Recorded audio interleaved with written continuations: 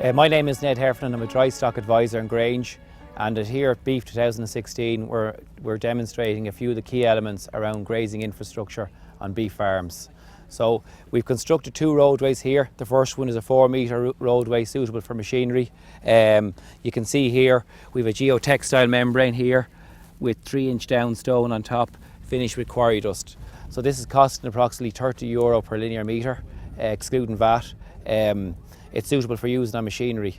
So when we constructed the roadway, we dug out the topsoil. We dug out 8 inches of topsoil, came in with our geotextile membrane. It's a 4.5-metre roll of geotextile membrane that's been put down to stop basically rutting and mixing it between the layers, between the topsoil, the subsoil and the stone. It gives it strength and it gives it uniformity. On top of it is the 3-inch down stone, and we finish with quarry dust just to get a sloped or smooth finish.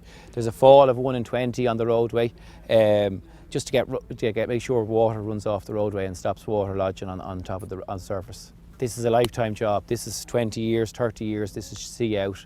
This is the full job. It's €30 a linear metre, so you'd expect it to last a lifetime. Getting access to all your grazing area is a critical part of a good grazing infrastructure. So in this example here, we have a 2-metre cow track. So it's not the same specification as our 4-metre track. There's no geotextile membrane. Essentially, we've dug out 4 inches of topsoil and we've laid 803 aggregate on top of it and finished it with quarry dust.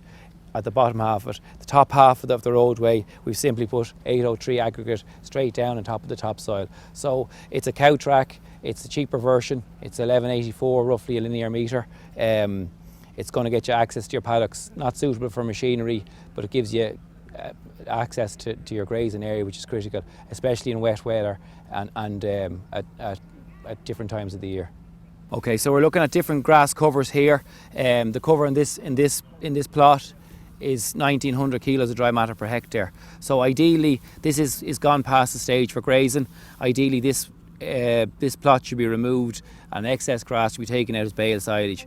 You can see by trying to graze out this plot, you'll have waste, you won't get it grazed out correctly, and you'll have poor utilisation. Okay, so this is has been grazed for 19 days. The cover is 1400 kilos of dry matter per hectare. So ideally, this is the stage that you should be going in and grazing your paddocks at.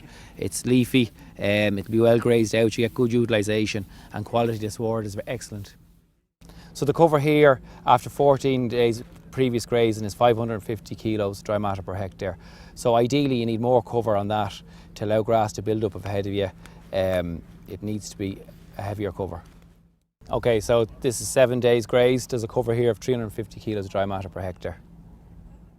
This paddock was grazed yesterday. It was grazed down to 4.5 centimetres. So ideally, 4 centimetres would be the correct grazing height. So you can see here, by grazing to 4.5 centimetres, there's still a bit of leafy grass left in the paddock.